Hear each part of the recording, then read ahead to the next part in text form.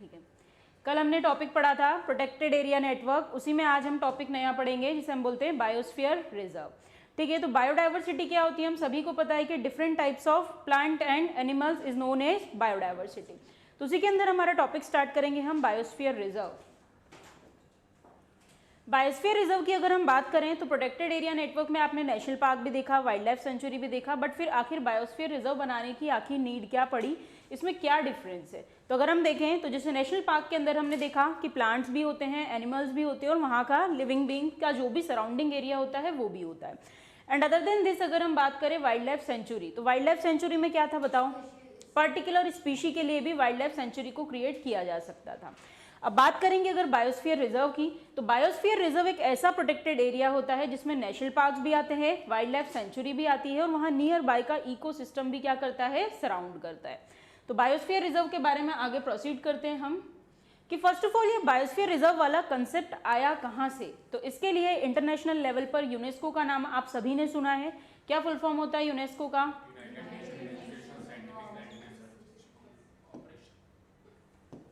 देखिए, तो जैसा कि आप यहाँ पर देख पा रहे हैं, यूनेस्को का फुल फॉर्म होता है United Nation Educational Scientific and Cultural organisation.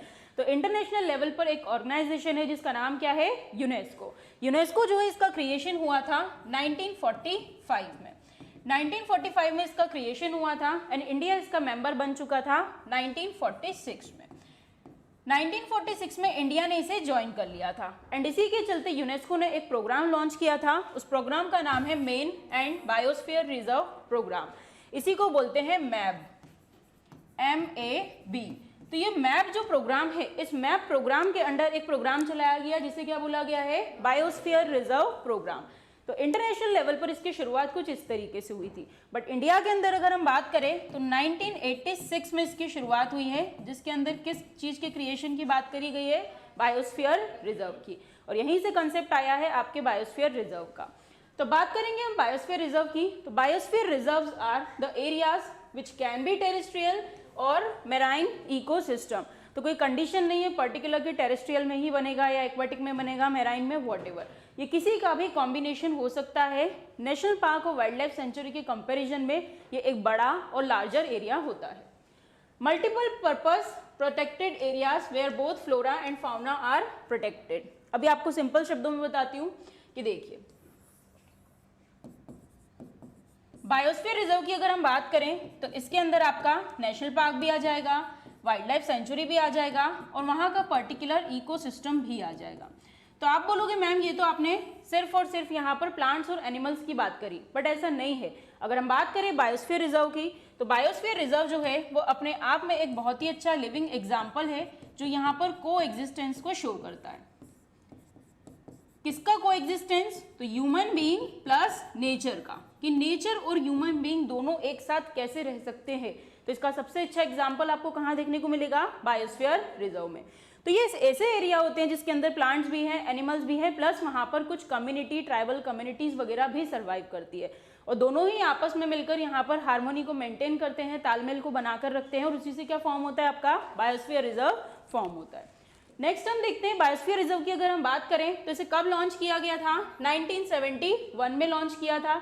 किसने लॉन्च किया था? यूनेस्को ने लॉन्च किया था, एक प्रोग्राम के अंडर लॉन्च किया था, उसका नाम क्या था, MAB, man and biosphere program. Next बात करते हैं, ये एक तरीके का स्पेशल एनवायरनमेंट होता है for both people and nature and are living examples of how human beings and nature can को एग्जिस्ट।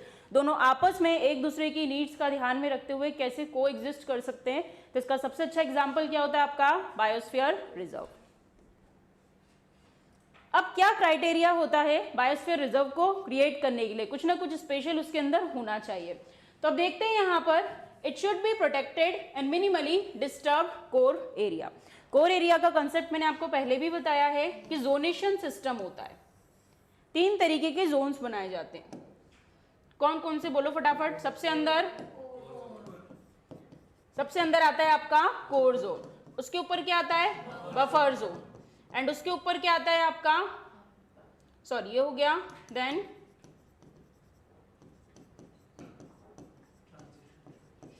Transition zone. तो यहाँ पर आप देख सकते हो कि सबसे पहले होता है आपका कोर जोन, जिसको हम बोलते हैं नो एंट्री जोन। तो इस नो एंट्री जोन के अंदर अगर हम बात करें तो यहाँ पर क्रिटिकल हैबिटेट को जो है प्रोटेक्ट करके रखा जाता है कि अगर सपोज कोई टाइगर है, किसी तरीके की कोई स्पीशी है, तो वो कौन से एरिया के अंदर रहेगी, कोर में, जहाँ पर ह्यूमन का इंटरफेरेंस कैसा होगा, बिल्कुल ही मिनिमल होगा। तो ये लेस डिस्टर्ब्ड एरिया होना चाहिए। तो फर्स्ट ऑफ ऑल क्या है, protected and minimally disturbed core area, किसी तरीके का डिस्टर्बेंस वहां पर नहीं होना चाहिए।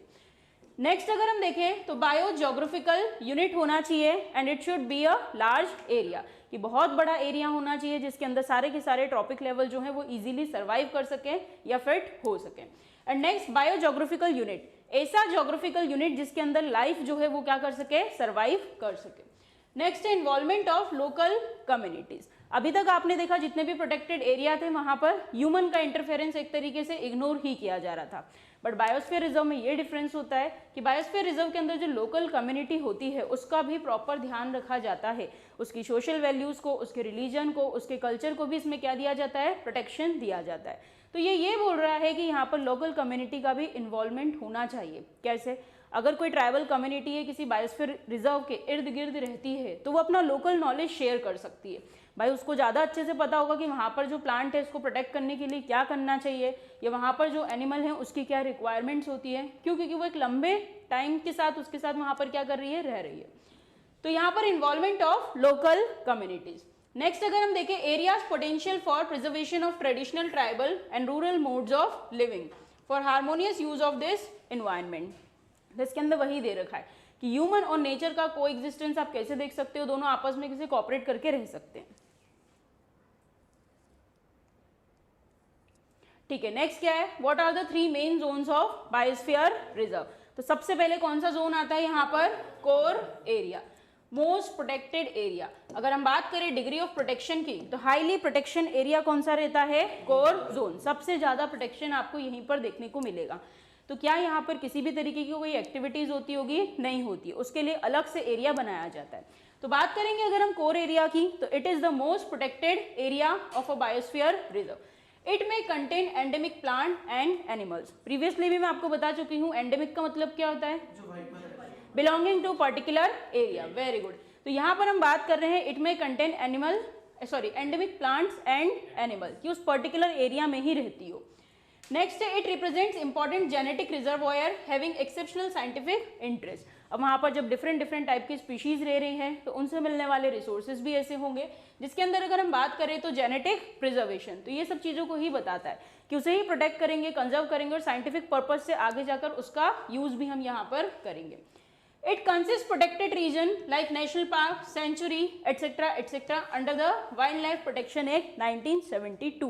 तो हम देख चुके हैं कि ये जो वाइल्ड लाइफ प्रोटेक्शन एक्ट 1972 है यही क्रिएशन करता है आपके नेशनल पार्क का या फिर वाइल्ड लाइफ सेंचुरीज का। इसके अंदर टोटल कितने शेड्यूल्स दे रखे हैं, 6 शेड्यूल दे रखे हैं, जिसके अंदर आपको डिग्री ऑफ प्रोटेक्शन जो है वो बता रखा है। हाईली प्रोटेक्टेड एरियाज जो है वो किसमें,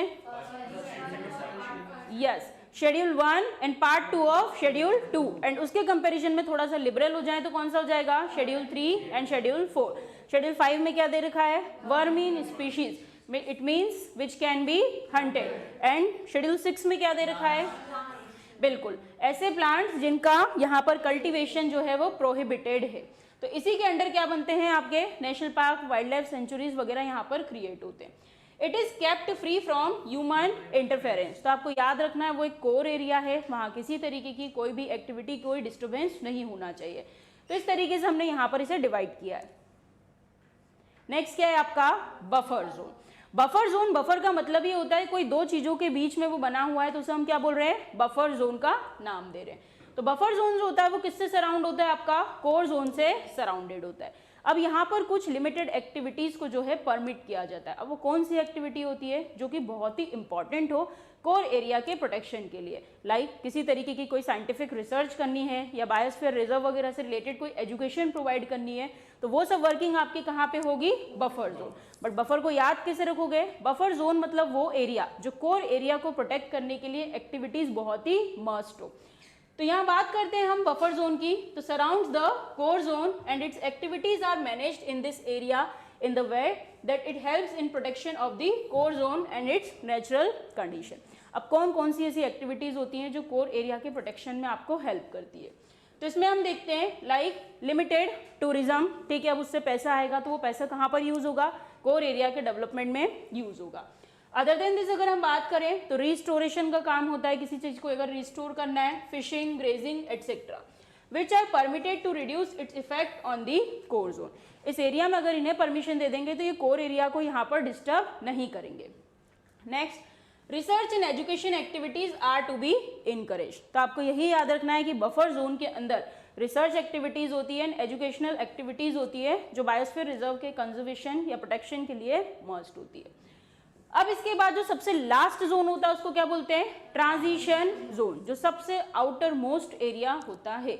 बायोस्फीयर रिजर्व यूपीएससी का सबसे इंपॉर्टेंट और फेवरेट टॉपिक है। आप किसी भी साल का क्वेश्चन उठा के देखो, कम से कम 7 से 8 क्वेश्चन वो डायरेक्टली बायोस्फीयर रिजर्व से आपसे पूछता ही है, आप देख सकते हैं। नेक्स्ट जोन कौन सा हो गया आपका? Transition zone. ये कैसा जोन है? सबसे आउटर मोस्ट जोन है, जो सबसे बाहर वाला जोन है। अब यहाँ पर क्या होता है तो ये आप मुझे खुद बताओगे कि मैंने आपको बताया बायोस्फीयर रिजर्व के अंदर किस किस का ध्यान रखा जाता है, बताओ, बोलो जल्दी। Plants, animals and most important चीज जो मैंने तीसरी यहां पर बताई थी, बताओ, ह्यूमंस। कि बायोस्फीयर रिजर्व अपने आप में एक एग्जाम्पल ही है जो यहाँ पर को एग्जिस्टेंस शो करता है। ये बताता है कैसे हार्मनी के साथ, तालमेल के साथ ह्यूमन, प्लांट्स एंड एनिमल्स तीनों जो है साथ में रह सकते। तो तीसरी इंपॉर्टेंट चीज कौन सी बची है आपकी? ह्यूमंस। अब ह्यूमंस का ध्यान रखने के लिए भी यहाँ पर तीसरा जोन मौजूद है जिसको हम क्या बोलते हैं? आपका ट्रांजिशन जोन, जो आउटर मोस्ट एरिया होता है। अब ह्यूमंस में भी हमने पर्टिकुलर बात करी किसकी? ट्राइबल कम्युनिटी की, कि वहाँ के लोकलाइट्स की हमें जरूरत पड़ती है, हेल्प की जरूरत है। तो ट्रांजिशन जोन के अंदर क्या होता है? ह्यूमंस के सेटलमेंट होते हैं। बट कौन से ह्यूमंस? क्या आप और हम वहाँ जाकर रह सकते हैं? नहीं, वहाँ की जो लोकल ट्राइबल कम्युनिटी है वो कौन से एरिया में अपना सेटलमेंट बनाती है? Transition zone. क्लियर? अब देख लेते हैं। It is the outermost part of the biosphere reserve. It is the zone of cooperation where human ventures and conservation are done in harmony, मतलब तालमेल में। नेक्स्ट क्या है? It includes settlements. अब आपको याद रखना है मोस्ट इंपॉर्टेंट चीज क्या इंक्लूड करते हैं? ह्यूमंस के सेटलमेंट। अदर देन दिस, अब लोग वहां पर रह रहे हैं तो कुछ ना कुछ एग्रीकल्चरल एक्टिविटीज वगैरह करेंगे। तो क्रॉपलैंड्स हो गया, managed forest and areas for intensive recreation and other economic uses, characteristics of this region। तो 3 जोन हो गए। फटाफट बोलो, कोर जोन में क्या होता है? बिल्कुल, वहां की जो एंडेमिक स्पीशीज है उनका प्रोटेक्शन होता है, उनका कंजर्वेशन होता है। क्या ह्यूमन का इंटरफेरेंस यहाँ पर अलाउड है? नहीं। कोर के बाद नेक्स्ट जोन कौन सा आया? Buffer zone. बफर जोन नाम क्यों दिया है? क्योंकि 2 एरिया के बीच में बफर एरिया है। तो बफर जोन में कौन सी एक्टिविटीज होती है? साइंटिफिक एंड एजुकेशनल रिसर्च वाली, एंड साथ ही साथ लिमिटेड टूरिज्म भी यहाँ पर अलाउ होता है। थर्ड जोन कौन सा होता है? Transition zone, which is the outer most zone. इसके अंदर क्या होता है? ह्यूमंस के सेटलमेंट्स, क्रॉपलैंड्स, एक्टिविटीज एटसेट्रा। तो इस तरीके से पूरा हमने यहाँ पर इसे जोनेशन सिस्टम बोलते हैं बायोस्फीयर रिजर्व का। ठीक है, अब देखो ये फोटो आप देख पा रहे होंगे, इसे ध्यान से देखो, 3 जोन में डिवाइड किया है। ग्रीन वाला पोर्शन जो है वो किसे डिनोट कर रहा है? Core area. तो आप देख पा रहे हो कि ग्रीन वाले के अंदर आपको कुछ भी डिस्टर्बेंस दिख रहा है? नहीं, it means it is no disturbance zone. उसके बाद ब्लू में आपको कौन सा दिख रहा है? Buffer zone. बफर जोन में आपको कुछ एक्टिविटीज देखने को मिलेगी, लाइक यहाँ पर लिमिटेड ह्यूमन सेटलमेंट, एक्सेप्शनल, इक्का दुक्का दिख रहे हैं, तो वो भी हो सकता है। देन बुक क्या डिनोट कर रही है? Education and training. And third sign यहाँ पर किसका है? टूरिज्म। तो अभी अभी हमने देखा कि लिमिटेड टूरिज्म जो है वो यहाँ पर अलाउ होता है। थर्ड जोन कौन सा आपका? Transition area. अब ये साइन किसको बता रहा है? Human settlement. कौन सा ह्यूमंस का सेटलमेंट? ट्राइबल कम्युनिटी का। तो वो आप यहाँ पर देख सकते हो। चलो, अब what are the functions of biosphere reserve, कि आखिर इसके फंक्शंस क्या हैं? तो मोस्ट इंपॉर्टेंट फंक्शन इसका क्या है? कंजर्वेशन। अब कंजर्वेशन किस तरीके से ये हमें हेल्प करता है? तो फर्स्ट पॉइंट ही बोल रहा है, managing biosphere reserves, genetic resources, endemic species and ecosystem and landscape, कि इस तरीके के रिसोर्सेज को ये हमें प्रोवाइड करता है थ्रू कंजर्वेशन। नेक्स्ट, इट में प्रिवेंट मैन एनिमल कॉन्फ्लिक्ट। क्या समझते हो आप मैन एनिमल कॉन्फ्लिक्ट से?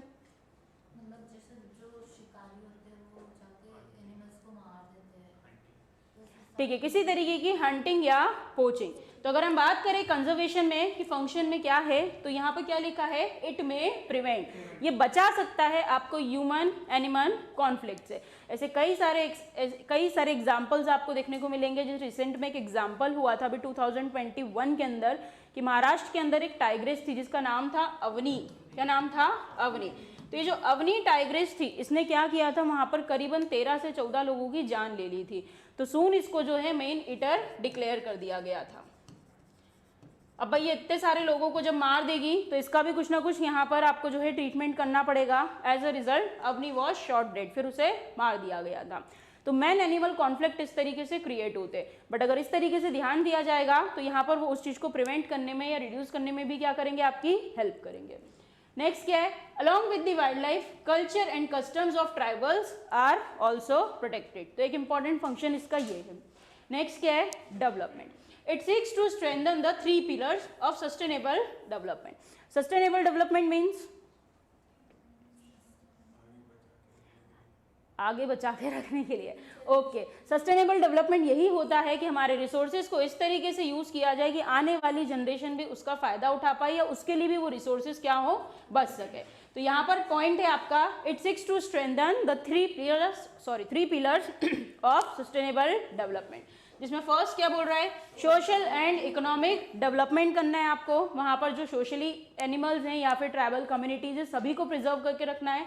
इकोनॉमिक वे में भी कि जो रिसोर्सेज है उससे मनी यहाँ पर जनरेट हो सके। And most important third pillar is protection of the environment. तो एक फंक्शन इसका ये है।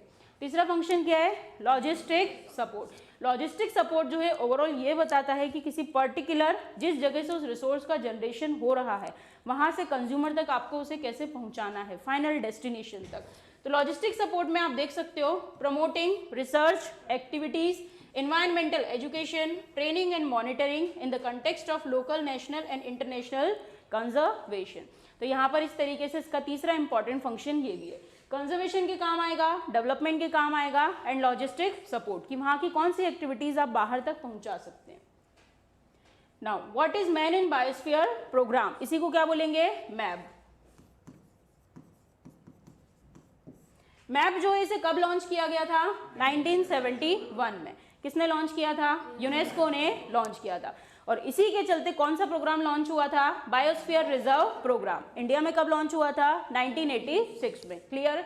तो अगर हम बात करें मेन इन बायोस्फीयर रिजर्व प्रोग्राम की, तो इसका लॉन्चिंग कब हुआ है, 1971 में यूनेस्को ने किया था। अब इसका क्या एम था, तो यहाँ पर बात करें तो it aims to establish scientific basis for improvement of relationship between people and their environment. Overall scientific तरीके से आप कैसे ह्यूमन बीइंग एंड उसके एनवायरनमेंट के बीच में एक अच्छा रिलेशनशिप यहाँ पर स्टैब्लिश कर सकते हो कि दोनों की नीड्स जो हैं वो यहाँ पर फुलफिल हो पाए। Next, MAB combines the natural and social sciences, economics and education to improve human livelihood and the equitable sharing of benefits to safeguard the natural and managed ecosystem। तो ये यही बता रहा है कि दोनों एक दूसरे से क्या क्या फायदा ले सकते हैं एंड प्रॉपर वे में कि कोई किसी को हार्म ना करे।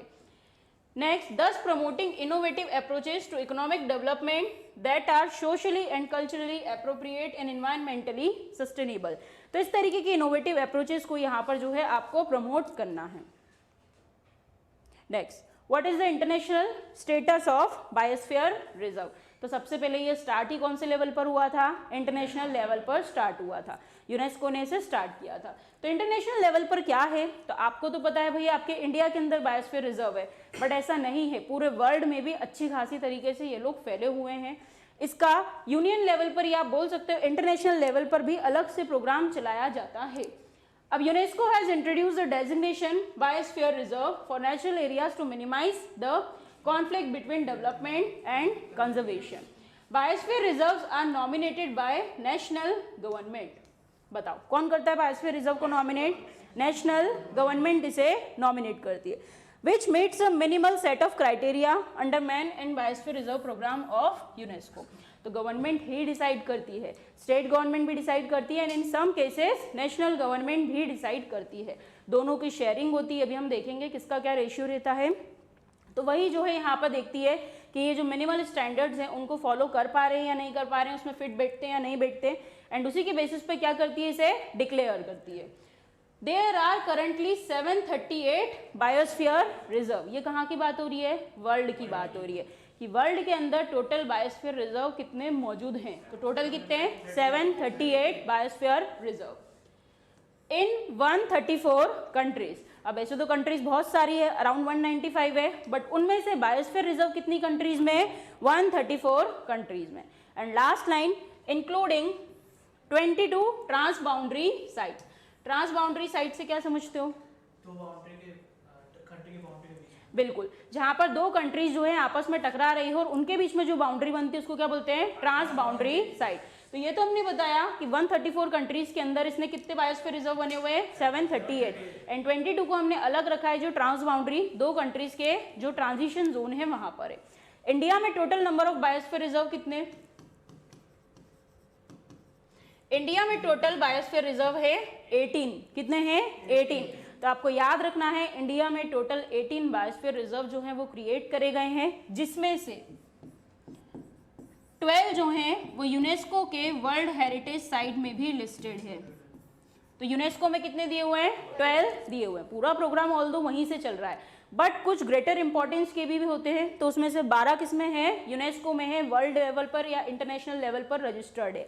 एंड इंडिया में टोटल कितने? 18 है। प्रीवियसली ये डाटा 10 का हुआ करता था, एट प्रेजेंट 2023 में कितने का है? 12 का है। ठीक है, अब आप देख लो कौन कौन से हैं। चलो फटाफट बताओ, कोल्ड डेजर्ट कहां पर आ रहा है? Which state? कौन सा स्टेट है संध्या? ये Himachal Pradesh. Yes, cold desert कहां पर है? हिमाचल प्रदेश। देन नंदा देवी बताओ, उत्तराखंड। देन कंचनजंगा बताओ, सिक्किम। देन मनास बताओ, मनास कहां पर है? क्या आ रहा है यहाँ पर? ये दिख नहीं रहा इधर, क्या है? असम। देन यहाँ पर अरुणाचल प्रदेश। देन ये दिब्रू, ये भी आसाम। देन नोकरेक, मेघालय, ये आ गए। देन कच्छ, गुजरात। फिर आपके मध्य प्रदेश में पन्ना और पचमढ़ी। एंड वन मोर, अचानक मार, अमरकंटक, ये भी आपके एमपी में ही आता है। एमपी से total number of biosphere reserve 3। तो आउट ऑफ 18 3 कहाँ से हैं? आपके मध्य प्रदेश से ही बिलोंग करते हैं। ये हो गया। Then Sundarban, West Bengal. Then Similipal, Orissa. Then यहाँ पर ये कौन सा है? शेषचलम, ये कहाँ पर आ गया आपका? आंध्र प्रदेश। देन नीलगिरी, नीलगिरी में 2 स्टेट्स आएंगे, केरला एंड तमिलनाडु। कौन कौन से? Kerala and Tamil Nadu. And along with this Nilgiri आपका फर्स्ट बायोस्फीयर रिजर्व भी है, जो कहाँ पर आता है? बाउंड्री है, देखो ना, केरला प्लस तमिलनाडु, ये हो गया। देन नीचे तमिलनाडु में one more, gulf of Mannar. And then Kerala again Agasthyamalai. And Andaman Nicobar में ग्रेट निकोबार। तो total number of biosphere reserve 18। MP में कितने? 3 है। तो इस तरीके से ये 18 बायोस्फीयर रिजर्व है जो टोटल इंडिया के अंदर है, जिसमें से 12 जो है वो यूनेस्को की वर्ल्ड हेरिटेज साइट में लिस्टेड है। अब वो 12 कौन कौन से हैं वो देख लो एक बार। तो अब आप बताओगे मुझे स्टेट्स के नाम। Nilgiri first to be included in UNESCO programme, बताओ कहाँ है नीलगिरी? जल्दी बोलो।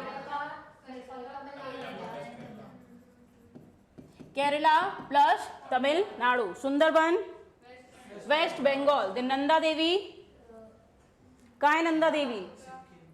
अरे नंदा देवी उत्तराखंड, ये हो गया। Then Nokrek Meghalaya.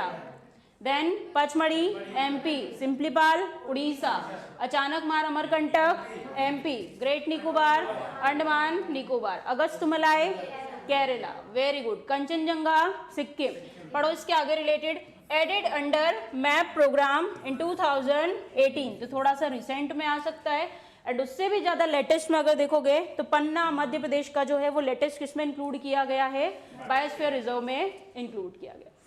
Next important, what is biosphere reserve conservation. तो अब इसकी अगर हम बात करें तो मैंने आपको पहले ही बता दिया है कि यूनेस्को में एक प्रोग्राम चला, उसका नाम क्या था?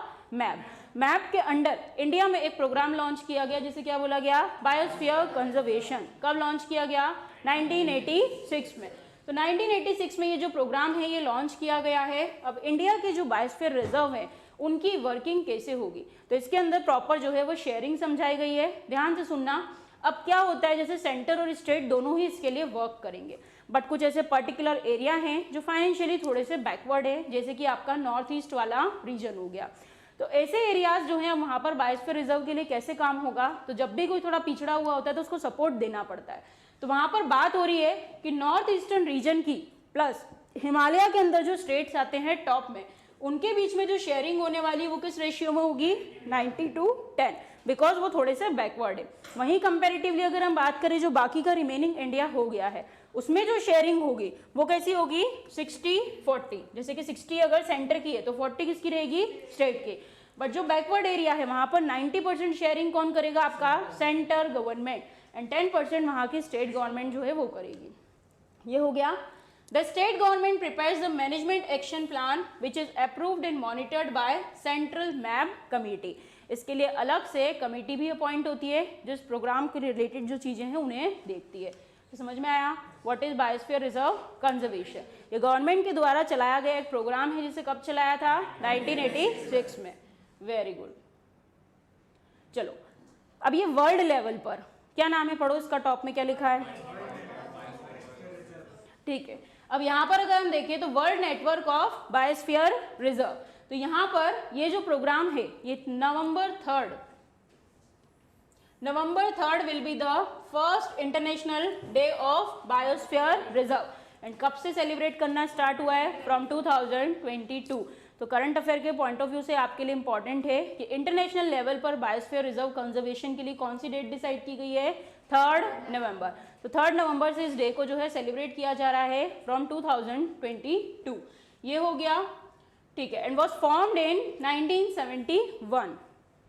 1971 में ही इसे जो है फॉर्म किया गया था for biodiversity conservation and ecosystem restoration and living with harmony with nature. तो इस तरीके से ये इंटरनेशनल लेवल पर जो है प्रोग्राम लॉन्च किया गया था। अब बात करें कि क्या फैसिलिटेट करता है, तो it facilitates collaboration between the northern and southern hemisphere. ये पूरे वर्ल्ड की बात कर रहा है, तो अब इसको पूरी दुनिया का ध्यान रखना है। तो इसने क्या करा है, पूरे वर्ल्ड को 2 पार्ट में डिवाइड कर दिया है, northern hemisphere and southern hemisphere, and उनका आपस में कॉपरेशन तालमेल बिठाना है बायोस्फीयर रिजर्व को सेटअप करने के लिए। Under UNESCO MAB program world network and mountain biosphere reserve is a new initiative. ये नया नाम है, क्या लिखा है, world network of mountain biosphere reserve. तो ये हो गया आपका करंट से related topic. Now what can be the way forward. अब हमने देखा कि इसके अंदर प्लांट्स भी हैं, एनिमल्स भी हैं, as well as human being भी है। तो तीनों को ध्यान में रखते हुए, मद्देनजर रखते हुए भविष्य में क्या स्टेप्स लेने चाहिए। तो फर्स्ट पॉइंट बोल रहा है land rights of tribals which depends on the forest resources in the transition area must be secured, कि उनके राइट्स को भी आपको ध्यान में रखना चाहिए, क्योंकि वो भी हमारे लिए इंपॉर्टेंट है अंडर बायोस्फीयर रिजर्व, क्योंकि वही अपना लोकल नॉलेज जो है यहाँ पर शेयर करते हैं। Next, resources like spices from the reserves of Kerala. इनका कहने का तात्पर्य ओवरऑल ये है कि अगर कोई बायोस्फीयर रिजर्व है, वहाँ का कोई पर्टिकुलर रिसोर्स अगर आप यूज़ कर रहे हो तो उसके ऊपर अलग से टैग लगाओ कि वो कहाँ का रिसोर्स है, बायोस्फीयर रिजर्व का है, ताकि उसकी एक इंपॉर्टेंस जो है वो आपको देखने को मिलेगी एंड आगे जाके वो प्रमोट होगा और लोग जो है उसको क्या करेंगे, कंजर्व करेंगे।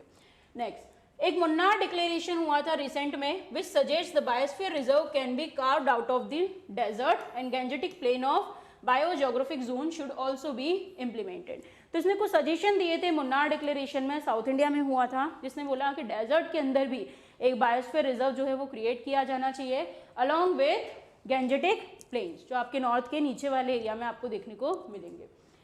Next, as the biosphere reserve concept was aimed at the sustainable development, the term reserve should be replaced with a sustainable word. तो ये बोल रहा है कि जो बायोस्फीयर रिजर्व है, इसमें जो रिजर्व वर्ड है, अब इसको इस तरीके से इम्प्लीमेंट करो कि वो किस में कन्वर्ट हो जाए, सस्टेनेबल में, कि भविष्य के लिए भी वो आपको देखने को मिले। The government must take strict steps against alien species. अब ये क्या बोल रहा है कि एलियन स्पीशीज़ आप जानते हैं किस तरीके की फॉरेन स्पीशीज़ होती है, प्लांट्स हो, एनिमल्स हो, वॉटेवर, जो वहाँ की जो लोकल कम्युनिटी वाली स्पीशीज़ हैं उनको क्या करती है, हार्म पहुँचाती है। तो ऐसी चीज़ों के लिए गवर्नमेंट को क्या करना चाहिए, स्ट्रिक्ट एक्शंस लेना चाहिए। जैसे कि इसमें एक एग्जाम्पल आपको देखने को मिलेगा, Nilgiri biosphere reserve. Nilgiri biosphere reserve के अंदर एक पेड़ था या फिर एक प्लांट था जिसका नाम है सेना स्पेक्टेबिलिस। अब इसकी अगर हम बात करें तो ये अबेंडेंट मात्रा में वहाँ पर ग्रो हो रहा था, जिसकी वजह से नियर बाय की जो प्लांट कम्युनिटीज़ है वो भी क्या हो रही थी, हार्म हो रही थी। तो इसके लिए यहाँ पर स्टेप्स लेने को बोलें कि गवर्नमेंट को कुछ एक्शन लेना चाहिए। ठीक है, ये हो गया सेम वही चीज़ दे रखी है जो अभी मैंने आपको एक्सप्लेन करी है। तो ये क्या है कि भविष्य में किए जाने चाहिए।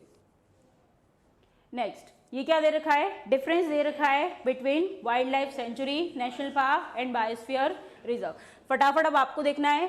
सबसे पहले वाइल्ड लाइफ सेंचुरी की अगर हम बात करें, so it is a natural habitat owned by the government or private agency that safeguards a particular species of birds and animals। तो वाइल्ड लाइफ सेंचुरी क्रिएट ही किसके लिए होती है, पर्टिकुलर स्पीशी के लिए क्रिएट होती है। वहीं अगर हम बात करें बायोस्फीयर रिजर्व की, तो ये एंटायर इकोसिस्टम के लिए क्रिएट किया जाता है, वहाँ के पूरे एनवायरनमेंट के लिए क्रिएट किया जाता है। एंड लास्ट क्या है, नेशनल पार्क। नेशनल पार्क जो है इनके अंदर यही बताया गया है कि नेशनल पार्क के अंदर आपको plant as well as animal सभी चीज़ें देखने को मिलेगी, किसी पर्टिकुलर स्पीशी के लिए नहीं होता है। नेक्स्ट, वाइल्ड लाइफ सेंचुरी जो है पर्टिकुलर स्पीशीज में क्या हो सकता है, like animals, birds, insects, reptile etcetera, किसी के लिए भी आप उसे क्रिएट कर सकते हो। भाई सीधा सा बात है कि अगर कोई नेशनल पार्क है, कोई बायोस्फीयर रिजर्व है, आपको लगता है उसमें ये इस एरिया में पर्टिकुलर बर्ड ज़्यादा पाई जा रही है, तो आपने उसी के लिए उसमें क्या क्रिएट कर दिया, वाइल्ड लाइफ सेंचुरी क्रिएट कर दिया। Biosphere reserve meant to preserve the biodiversity of a specified area, की ओवरऑल सभी जितनी भी डाइवर्सिटी मिल रही है सबको यहाँ पर कंजर्व करना है। National park flora, fauna, landscape, historical objects etcetera सभी की बात हो रही है। अब बात करें अगर हम रेस्ट्रिक्शंस की, तो सबसे पहले आप मुझे बताओ कि नेशनल पार्क और वाइल्ड लाइफ सेंचुरी दोनों में ज़्यादा रिस्ट्रिक्शंस कहाँ पर होते हैं, नेशनल पार्क। वो थोड़ा सा कंपेरेटिवली स्ट्रिक्ट एरिया होता है, वहाँ के लिए आपको परमिशन भी लगती है। बट वहीं अगर हम बात करें वाइल्ड लाइफ सेंचुरी की, तो यहाँ पर रिस्ट्रिक्शंस कैसे होते हैं, कंपेरेटिवली लो होते हैं।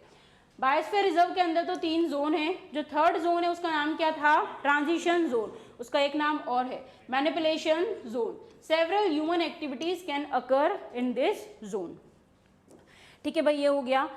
फिर नेशनल पार्क में highly restricted random access to the general public is not allowed, नहीं होती अलाउ।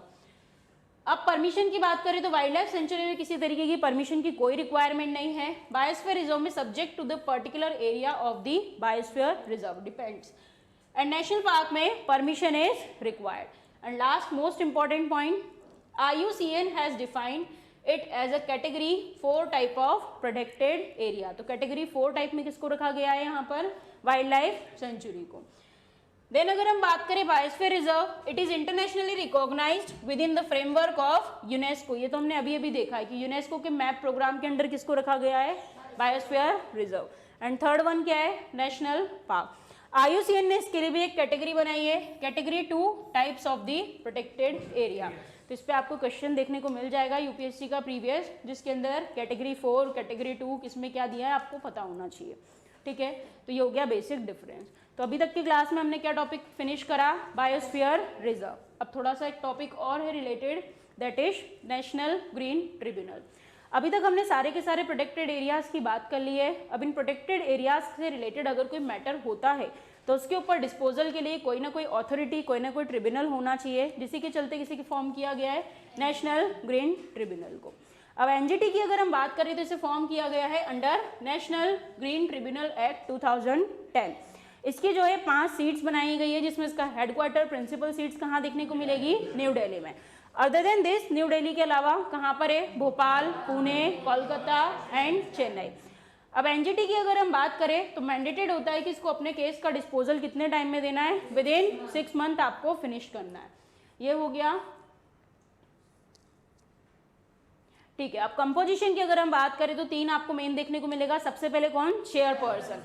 चेयरपर्सन के लिए कंडीशन है या तो chief justice of high court होना चाहिए, रिटायर्ड और सर्विंग, या फिर जज ऑफ सुप्रीम कोर्ट। उसके अलावा होते हैं judicial member and expert members, जिनको फॉर्म करने के लिए या इलेक्ट करने के लिए अलग से कमेटी बनाती है कौन, सेंट्रल गवर्नमेंट। तो यहाँ पर ये सब चीज़ें हैं। मेंबर्स की अगर हम बात करें तो मिनिमम 10 और मैक्सिमम 20 के बीच में इसके मेंबर्स हो सकते हैं। अब इसका जो ज्यूरिडिक्शन होता है वो किस टाइप का होता है, एपेलेट ज्यूरिडिक्शन होता है। ये किसी से भी बाउंडेड नहीं होते हैं। ये जिस प्रिंसिपल से वर्क करते हैं उसे क्या बोलते हैं हम, principle of natural justice. At present NGT के चेयरमैन कौन है? आदर्श कुमार गोयल, जो कि फॉर्मर जज रह चुके हैं यहाँ पर सुप्रीम कोर्ट के। इसके अलावा एनजीटी जो है उसके अंदर कौन कौन से एरियाज के ऊपर वो डिसीजन दे सकता है, तो इसके अंदर कुछ ये 7 एक्ट जो है वो दिए गए हैं, like water act, water cess act, forest act, air act, environment, public liability insurance and biological diversity act 2002।